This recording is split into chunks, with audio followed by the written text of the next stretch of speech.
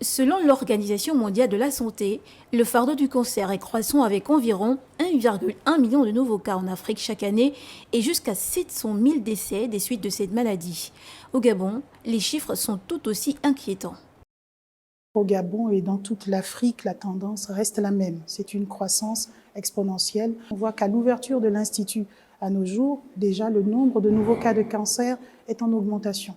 D'environ 390 patients en 2012 à l'ouverture, nous sommes en fin 2023 à près de 700 nouveaux cas de cancer pour environ 6000 cas de cancer vus à l'Institut depuis l'ouverture. Pourquoi cette tendance haussière en dépit des stratégies mises en place en vue de lutter contre cette affection? Le docteur Igabouyi de l'Institut de cancérologie d'Akanda nous éclaire. C'est la sédentarité, le fait de ne pas pratiquer d'activités sportives, de ne pas beaucoup bouger. C'est la mauvaise hygiène de vie qui peut expliquer que les facteurs de risque qui s'installent vont entraîner une augmentation du nombre de cas de cancer. Pour les professionnels de la santé, l'heure est donc au changement de paradigme, les facteurs de risque du cancer étant des facteurs modifiables.